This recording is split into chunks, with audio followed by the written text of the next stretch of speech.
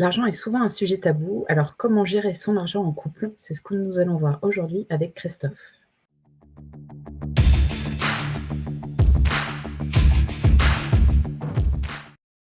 Bonjour Christophe. Bonjour Catel. Christophe est coach pour entrepreneurs et spécialiste de la relation à l'argent. Il va nous accompagner aujourd'hui sur cette vidéo pour nous parler de l'impact de l'argent sur les relations de couple. Alors l'impact de l'argent sur les relations de couple, c'est qu'en fin de compte, on a chacun sa propre relation à l'argent de son côté et lorsque on se met en couple, eh bien en fin de compte, ce sont 2 relations à l'argent qui viennent ensemble. Donc en fonction des différences de nos histoires propres avec l'argent, en fonction de peut-être des conditions sociales, en tout cas de notre propre vécu, eh bien il peut potentiellement avoir, un conflit de relation à l'argent dans le couple. C'est quoi un comportement financier? Alors, un comportement financier, pour faire simple, c'est, qu'est-ce qui se passe lorsqu'on parle d'argent? C'est la façon dont on va se comporter au moment où l'argent rentre dans l'équation. Donc parfois je dis, c'est en fait compte, la gamme entre qui va de la personne qui, rejette complètement l'argent, à la personne qui va être totalement addict à l'argent. Donc ça peut être le panier percé au Picsou en fait, au radin. Peux-tu me parler de ton parcours et comment toi, tu es devenu coach spécialiste dans la relation à l'argent? Alors c'est un parcours assez atypique en fin de compte, heu, puisque j'ai commencé par des études de droit. Donc, j'ai fait des études de droit, droit des affaires et ensuite, la vie a fait que j'ai changé un peu d'orientation et j'ai fait des études de comptabilité et je suis resté 20 ans comptable. Donc, je me suis occupé d'entrepreneurs justement pendant une vingtaine d'années, surtout des professions libérales et j'ai pu voir justement toutes leurs relations à l'argent, donc des choses qui me paraissaient parfois totalement irrationnelles, sauf que moi je voyais pas ma propre relation à l'argent qui était pas très rationnelle non plus en fin de compte. Et en fait, mon corps a fini par me dire que j'étais pas du tout à la bonne place. C'est-à-dire que autant j'étais en sécurité financière, puisque j'avais un métier, qui était sûr, un métier qui était plutôt bien payé. J'étais directeur pendant une dizaine d'années mais par contre, j'ai fait, 2 burn-out. Alors légers, hein, c'était pas des burn-out, type, PLS, où on est, complètement, HS pendant plusieurs mois. Mais en tout cas, ce sont des burn-out qui ont failli d'ailleurs me provoquer des accidents. Donc au bout du 2e, quand je me suis retrouvé à m'effondrer, parce que mes jambes m'avaient totalement lâché dans les escaliers, je me suis dit: «C'est peut-être même le moment de changer». Donc il y a des choses qui sont venues sur mon chemin à ce moment-là, en fin de compte, donc j'ai fait une reconversion, heu, en coaching, dans une formation que tu connais bien et c'était un moment où je voulais plus du tout entendre parler d'argent, en fin de compte. C'était, vraiment, quelque chose que je voulais plus entendre.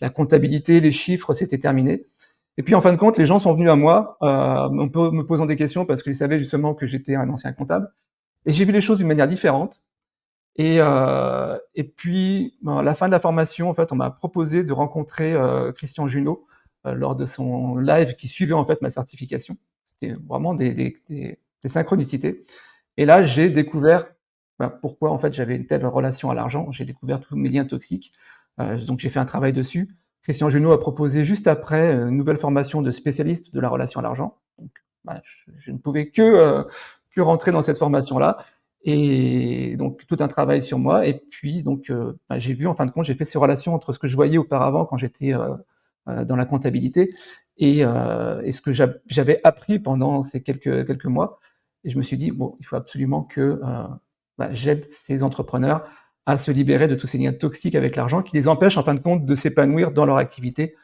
et puis aussi dans leur domaine, privé d'ailleurs». Puisque l'argent, c'est tous les domaines de vie comme je le dis toujours. Quelles sont les différentes étapes, de la relation à l'argent dans le couple?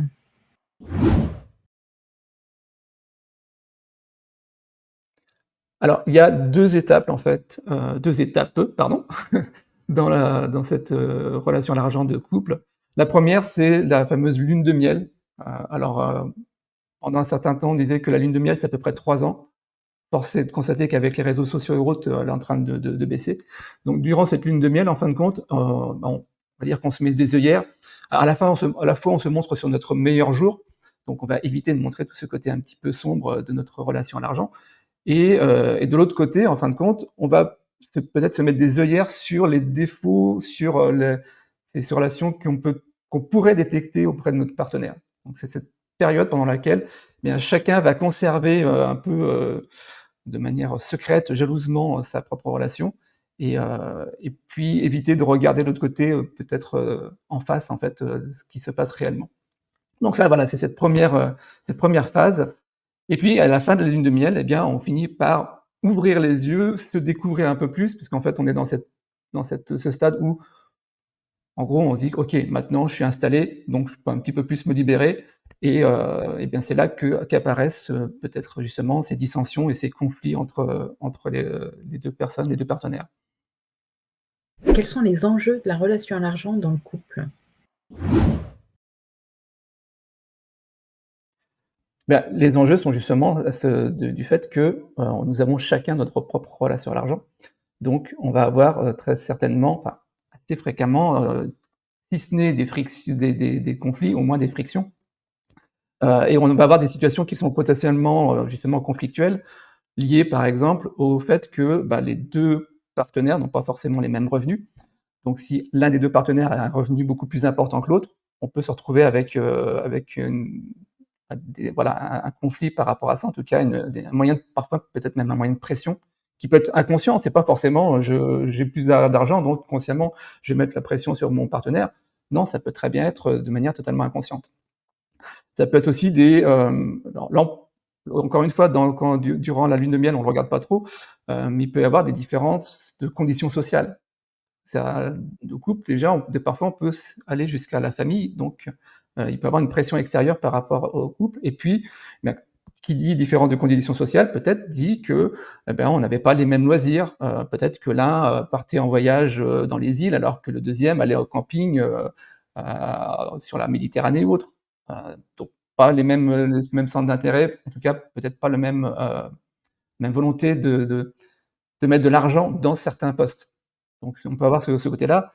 Hem, on peut avoir aussi, je parlais tout à l'heure des revenus, on peut avoir des partenaires qui ne travaillent pas.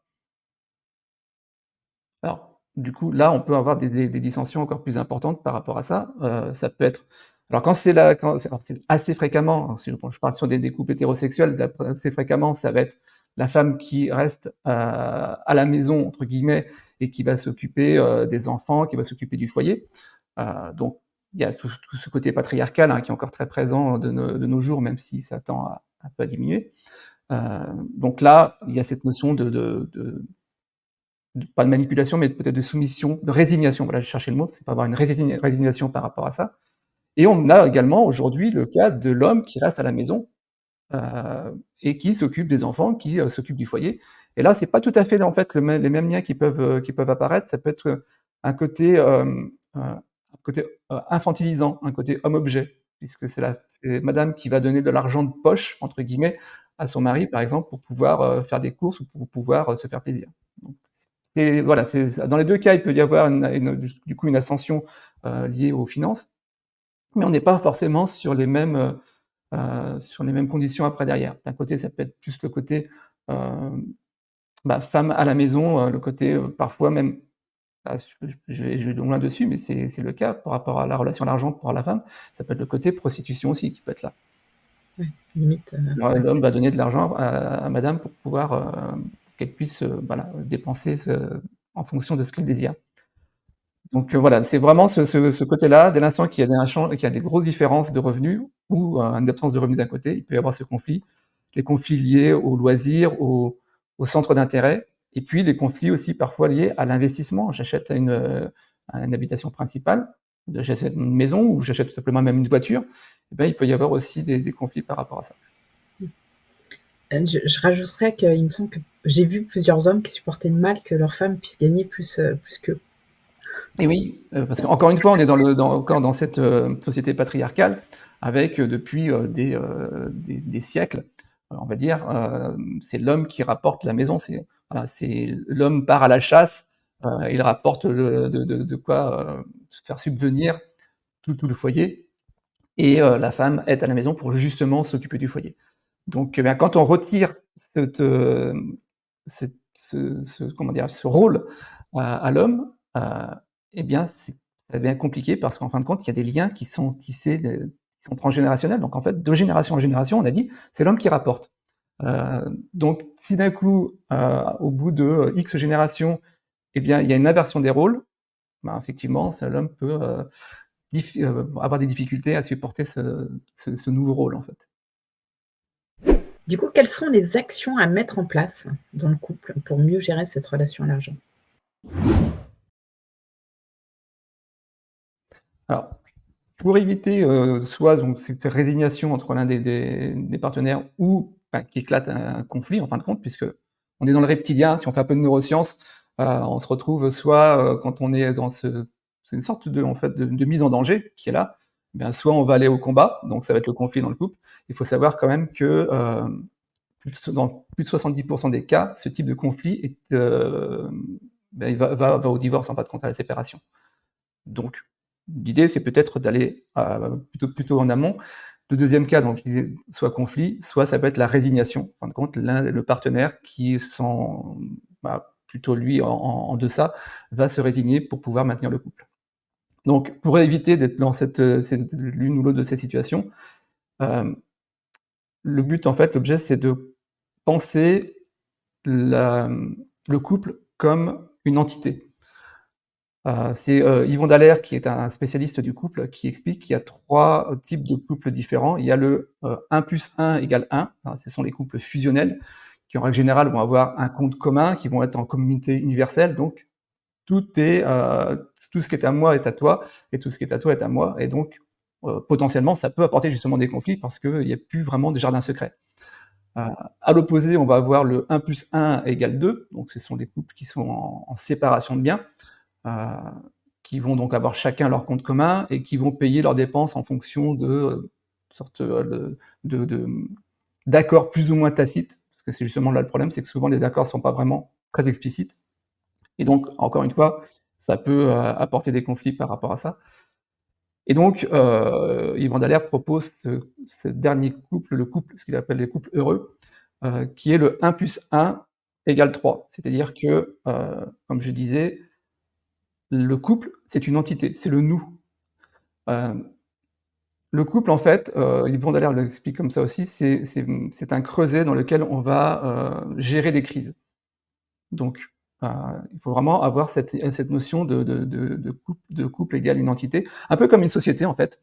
Et dans cette société, eh bien, on va s'occuper, on va gérer, tous les compartiments du couple, y compris le financier.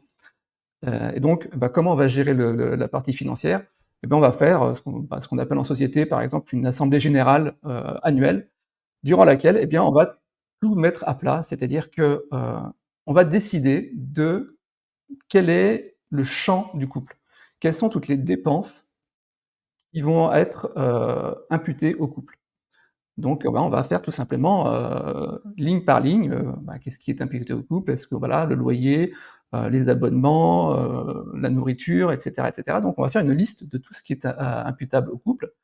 Alors ça peut être c'est les dépenses, on pense souvent d'abord aux dépenses, mais ça peut également être la partie loisirs. On peut se dire: «Tiens, qu'est-ce qu'on va imputer au couple dans les loisirs?» Si on veut, penser à un voyage, si on veut penser à des vacances ou simplement on dit: «Bah, peut-être que le couple, paiera des restaurants». Voilà, ça peut être ce type de dépenses aussi.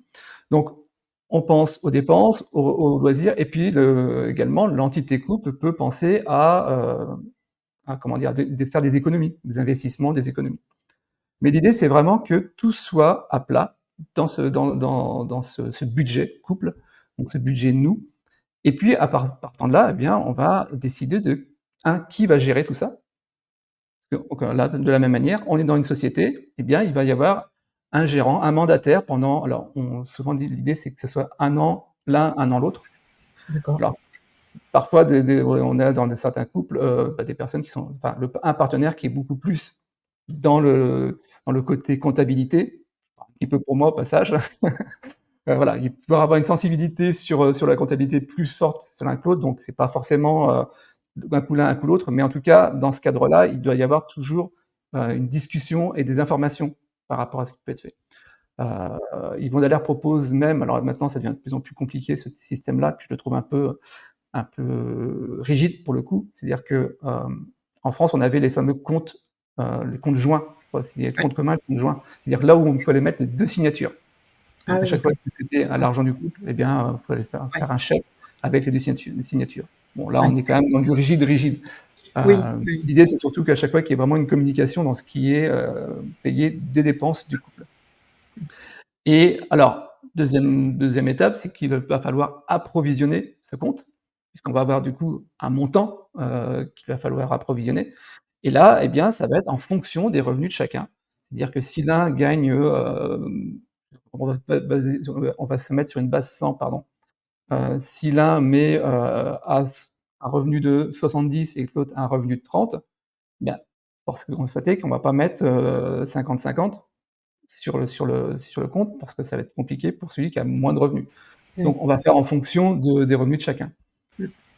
Et puis D'ailleurs, il donc me semble que c'est la loi, quand enfin pour les couples mariés, oui, c'est à la hauteur des revenus de chacun, de mémoire. voilà, alors si on regarde dans le code civil, effectivement, dans les régimes matrimoniaux, je pense que c'est noté dessus.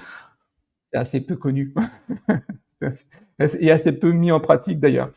Heu donc voilà, chacun va mettre en fonction de ses revenus et donc du coup, chacun normalement va avoir un reste, puisqu'il n'a pas mis 100 de ses revenus et donc ce reste qui va rester sur ce propre compte, donc en fait, on aura créé évidemment un compte bancaire commun sur lequel on va mettre tout cet argent et sur lequel seront prélevées toutes ces dépenses et chacun va avoir un compte à lui, séparé, personnel et là, l'argent qui est dessus, il en fait ce qu'il en veut.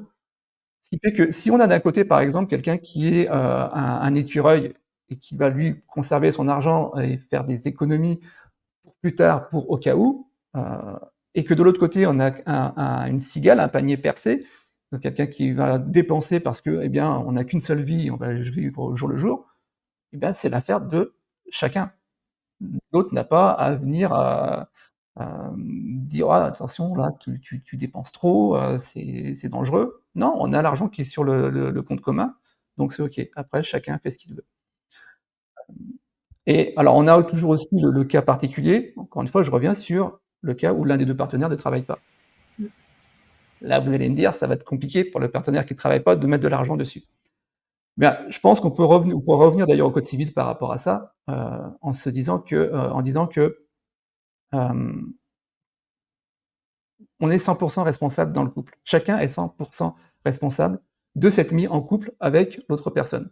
Donc chacun a fait le choix des revenus de l'autre et chacun a fait le choix d'ailleurs de ses propres décisions par rapport à ses revenus. Donc dans ce type de configuration, eh bien celui qui amène l'argent, a accepté consciemment que son conjoint ne travaille pas et n'ait pas d'argent. Et de la même manière, c'est pas parce qu'il ne travaille pas qu'en fait il n'apporte rien au couple, il apporte d'une manière différente et parfois de manière beaucoup plus, enfin c'est pas une mince affaire en règle générale. Donc en fait, il vient apporter son temps déjà, il apporte son temps au couple et autant l'argent ça va, ça vient, autant le temps, lui, c'est une ressource qui va que dans un seul sens et on ne récupère pas derrière. Donc c'est encore une ressource beaucoup plus précieuse qu'il apporte. Donc dans ce cas-là, eh bien, le partenaire qui gagne de l'argent, va amener 100 sur le compte commun. On fait quand même ce compte commun, il va amener 100 de l'argent et il va donner également 50 de ce qui lui reste à son conjoint, à son partenaire. Pour que, eh bien, le partenaire qui n'a pas d'argent puisse lui-même avoir son jardin secret, puisse pouvoir, avoir ses propres loisirs. D'accord, ouais, oui, bien sûr, c'est bien. Donc dans l'absolu, c'est là, comme on est 100 responsable de cette situation-là, et chacun est 100 responsable de cette situation-là, donc chacun a accepté, la situation de l'autre, et bien il faut aller jusqu'au bout et permettre en fait au partenaire qui n'a pas de revenus, mais qui pour autant, contribue largement au foyer, puisse avoir la capacité lui aussi de «vivre de son côté» entre guillemets, de se faire plaisir et de pouvoir, avoir une vie sociale, normale. Et ne pas être dépendant systématiquement, de son partenaire en disant: «Bah là, je veux, je sais pas, je veux aller, chez le coiffeur», bon, moi ça va, j'ai pas trop ce problème-là. Voilà, je veux aller chez le coiffeur, eh bien, donne-moi l'argent pour. Ah oui, mais Mmh, tu veux te faire une couleur, machin, ça coûte cher, tu vois? Ça mmh. peut monter très vite dans Oui, ces cas-là. tout à Alors fait. que si, OK, je te donne, la moitié de ce qui me reste d'argent une fois que j'ai mis au pot commun, bien avec cette moitié d'argent, tu fais ce que tu veux, quoi. Mmh. Que dire, dans le cas d'un couple où, un des 2 partenaires a changé de situation sans que ce soit approuvé par l'autre? Bah, déjà que, comme je le disais dès le départ, c'est qu'on est, 100 responsable, chacun de son côté, que, encore une fois, c'est le 1 + 1 = 3, c'est-à-dire que même si on est en couple, eh bien, on garde chacun, en fin de compte, son identité. Donc, il y a une notion de respect, de choix du partenaire qui est là. Alors évidemment, l'idée, c'est quand même d'être, dans le cadre toujours d'une communication par rapport à ça, puisque, en règle générale, lorsque le partenaire fait le choix, de changer, c'est assez rarement, juste, du jour au lendemain: «Tiens, j'en ai marre et puis, je change complètement de métier». Il y a toujours une raison derrière laquelle il y a ce changement-là et parfois ce changement, peut être salutaire justement pour le couple, parce que peut-être que le partenaire qui décide de changer d'orientation ou simplement de boîte, ça dépend des situations, était en danger, physique en fin de compte. C'est-à-dire que si on perdurait sur cette situation qui certes apportait peut-être l'argent qui était dans le couple, qui apportait justement peut-être une sécurité financière pour, également pour le partenaire, qui peut avoir justement, cette, hem, cette projection sur l'argent que l'argent c'est la sécurité. Donc si d'un coup son partenaire dit: «Ben, on passe de moitié en termes de revenus», eh bien il y a une tout de suite un danger qui est ressenti par l'autre partenaire. Donc l'idée c'est vraiment cette communication pour dire: «OK, je pars de là parce que si on continue là, eh bien, bah, peut-être que justement je vais, y perdre par exemple ma santé». C'est assez fréquent d'ailleurs dans les reconversions ou dans les, changements, c'est que c'est rarement pour une question d'argent. Enfin, ça peut être pour une question d'argent, mais dans ces cas-là, c'est pour gagner plus. Donc, je pense que le partenaire n'y voit pas d'inconvénient. Mais lorsque c'est pour, avec ce risque de gagner moins, eh bien, c'est généralement pour une cause qui est beaucoup, beaucoup plus, importante et beaucoup plus, prioritaire. Qui est très généralement, soit la santé, soit, bah, soit les relations de couple, tout simplement. Parce qu'on peut très bien avoir un job hyper bien rémunéré, mais, bah, faire du 60 heures par semaine, ne jamais être là, avoir une pression qui fait que, bien, il y a souvent des conflits dans le couple parce qu'il y a pas suffisamment de voilà, de détente. C'est-à-dire que le conjoint est toujours sous pression, n'a jamais ce sas de décompression, qui fait que, bah, il peut y avoir des dissensions dans le couple, qui peut justement amener, si la personne reste dans le couple, à, faire éclater, ce couple. Mmh. Donc, encore une fois, c'est rarement un choix lorsque c'est pour partir sur quelque chose qui a une rémunération plus basse ou totalement s'arrêter de travailler. C'est rarement un choix, lié à l'argent, c'est surtout un choix qui est lié à, quelque chose de, je dirais, de supérieur en fait, de prioritaire par rapport à ça.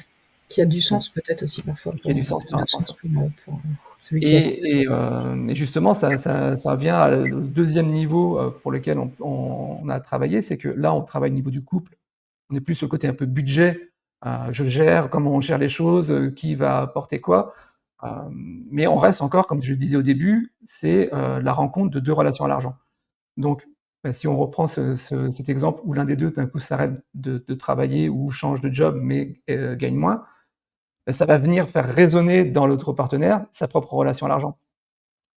Donc l'idée, c'est que, OK, on a mis en place une structure de couple avec ces fameuses assemblées générales, hein, puis l'assemblée générale, petite, aparté en arrière, ben, il faut la faire chaque année, donc à la fin, il y a un petit, un débriefing chaque année pour voir, pour modifier les choses.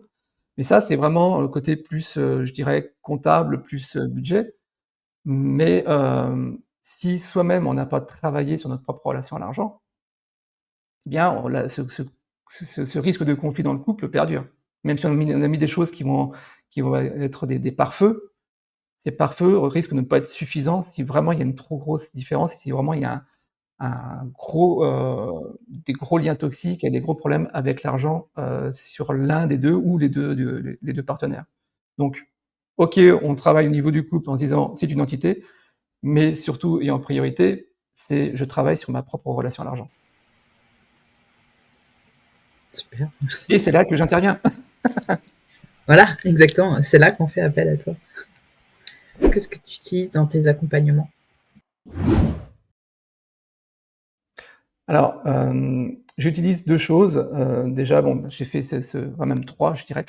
Heu, Déjà donc toute cette partie de, formation en neurosciences, où justement on comprend un peu plus le mécanisme au niveau des émotions.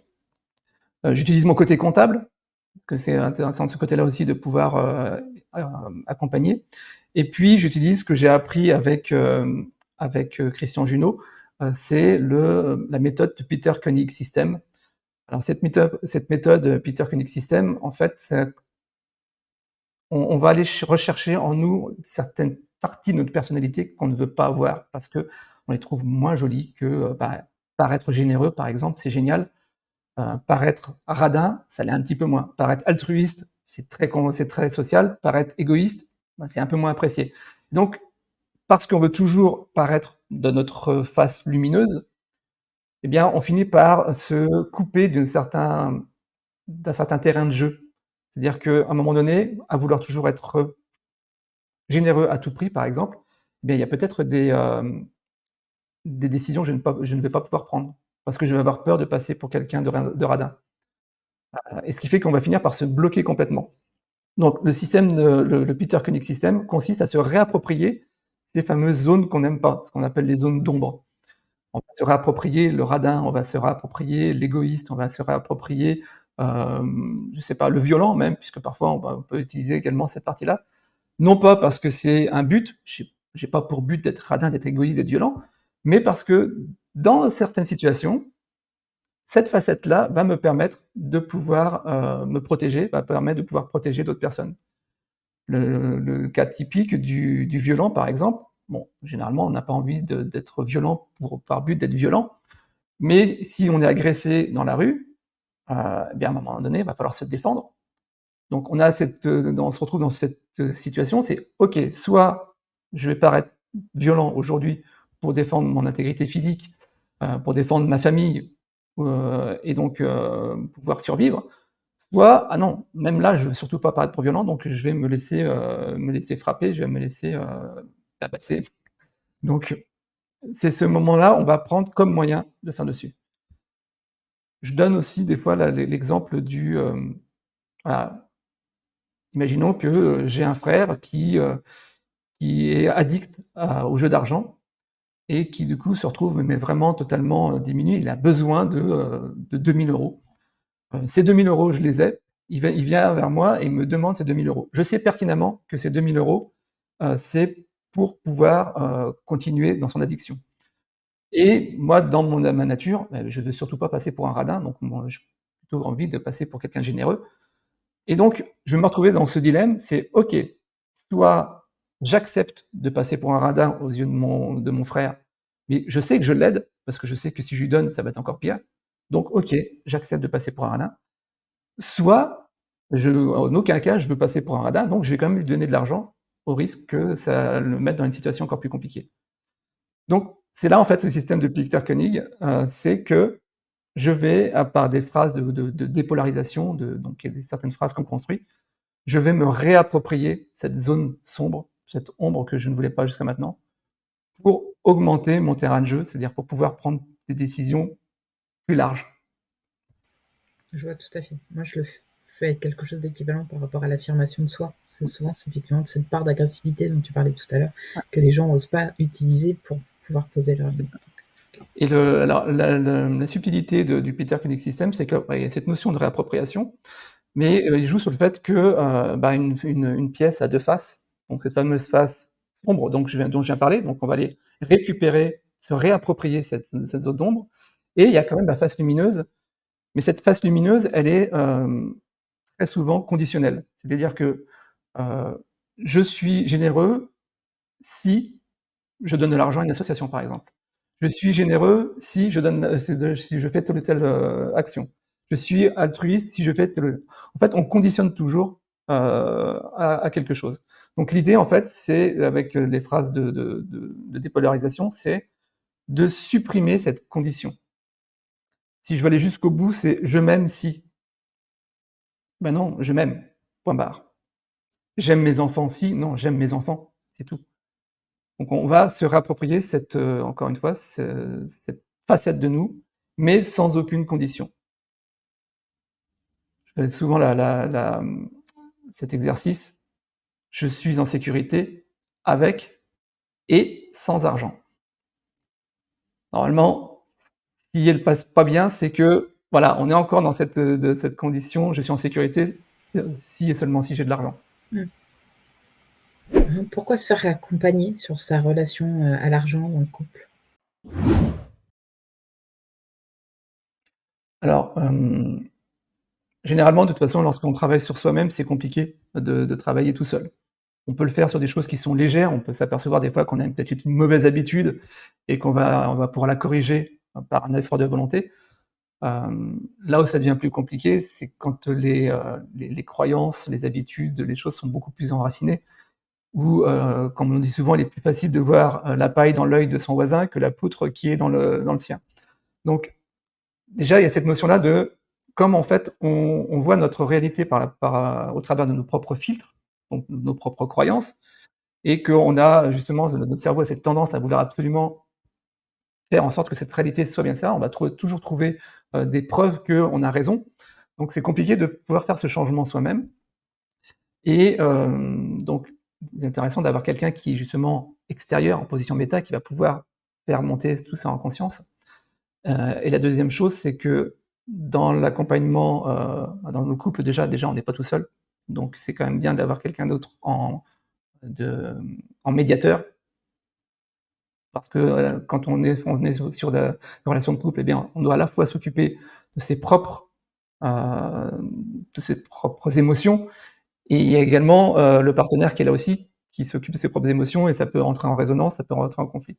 Donc avoir quelqu'un qui est à l'extérieur permet déjà de pouvoir, se mettre en position plus méta en fin de compte. Voilà, on recule d'un cran et c'est plus simple. Et puis sur la relation à l'argent en elle-même, hem, parfois on va sur des choses qui sont très profondes, on va sur des liens qui sont transgénérationnels et déjà pour les trouver, c'est très, très c'est enfoui vraiment de manière, hem, ouais, il y a vraiment des blocages qui peuvent se mettre en route, enfin des barrières qui peuvent être là et surtout, heu, ça va amener à un flot émotionnel qui peut être parfois difficile de canaliser seul. Donc à la fois les phrases que l'on construit par rapport à ces exercices de déloyauté en fin de compte ou de rendu de fardeau, parce que des fois on rend le fardeau à nos ancêtres. C'est à la fois la phrase doit être vraiment, elle doit être construite au ciseau, quoi, enfin construite vraiment au cordeau et encore une fois, je disais, c'est que ça amène un flot d'émotions qui, si on n'a pas quelqu'un à ce moment-là pour, pouvoir aider à surmonter ce flot d'émotions, ça peut être très compliqué pour la personne en fin de compte et du fait de ce flot d'émotions qui va submerger la personne, soit elle va partir, je sais pas, en dépression ou autre, soit elle va tout bloquer parce que justement elle a vu à quel point c'était, compliqué pour elle, donc elle va tout bloquer et on revient en arrière. Alors que si on a quelqu'un pour accompagner à ce moment-là ce changement, faire ce pas sur l'autre rive, ça permet justement de pouvoir se libérer de beaucoup, beaucoup de fardeaux. Tout à fait. J'imagine que c'est un investissement sur soi-même pour, justement, avoir encore plus de valeur, et de peut-être gagner encore plus d'argent parce qu'on a dépassé ces Bien, problématiques de relation à l'argent. alors l'objectif en lui-même, alors j'ai de peut-être de gagner plus d'argent, ça va être, potentiellement une conséquence. Mmh, L'objectif en lui-même, c'est que vraiment une notion de reconnexion à soi. mmh, C'est-à-dire qu'avec ce travail sur, ses ombres, ce travail sur, ses loyautés, on va chercher aussi sur l'estime de soi et sur les valeurs. mmh, Heu, mais tout ce travail-là, en fin de compte, on va se, on va s'alléger. C'est un peu je viens d'avoir c'est marrant, c'est la première fois que j'ai cette image, mais l'image de la montgolfière. C'est-à-dire que pour pouvoir monter, il y a 2 solutions. La première, c'est qu'on va mettre plus de gaz, chaud pour pouvoir monter, mmh, mais la deuxième, à un moment donné, c'est qu'on va lâcher des lestes. mmh, Et bien, en fait, tous ces lestes qu'on voit autour de cette nacelle, mmh, et bien, à chaque fois, c'est, un lien toxique, c'est une loyauté qui nous, contraignait, mmh. c'est une croyance limitante et cetera. Donc et ben, au fur et à mesure, l'idée, c'est d'arriver à jeter toutes ces tous ces poids pour pouvoir s'élever vers soi, en fin de compte. Belle Ah, j'aime bien image. cette image-là. Ah ouais, super. Et Christophe, quel est ton rêve le plus cher?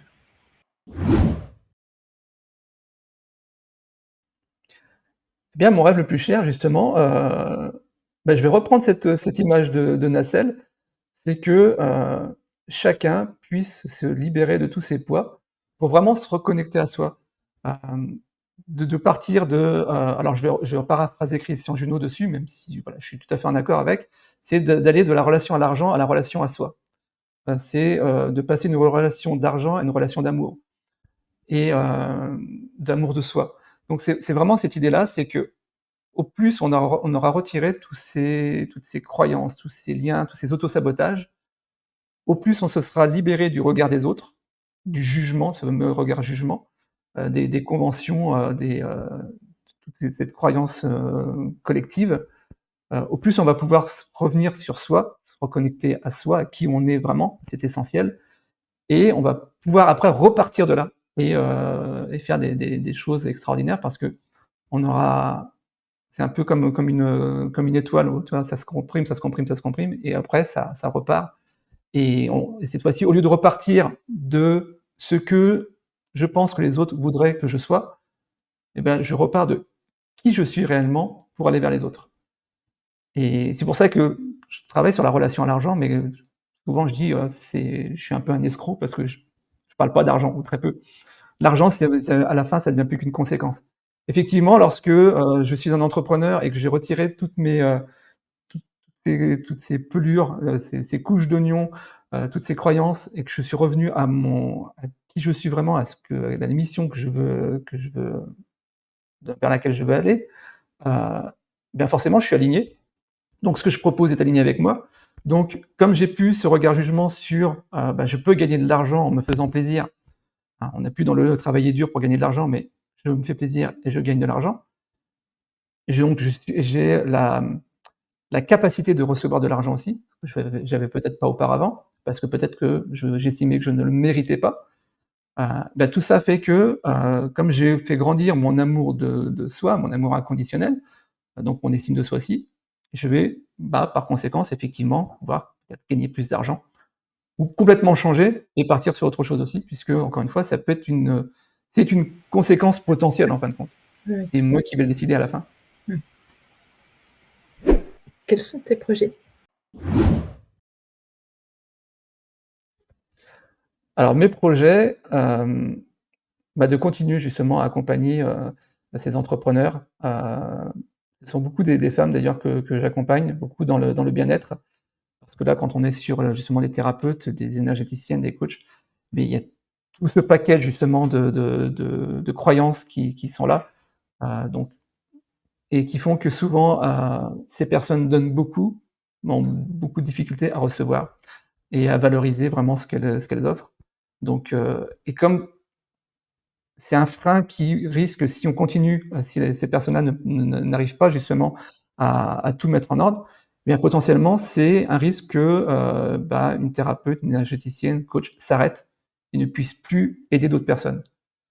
Donc moi, j'ai été aidé au départ par une coach, une médium, et je me dis: «Si elle avait pas été là, bah, peut-être qu'aujourd'hui je ferais pas ce que je fais».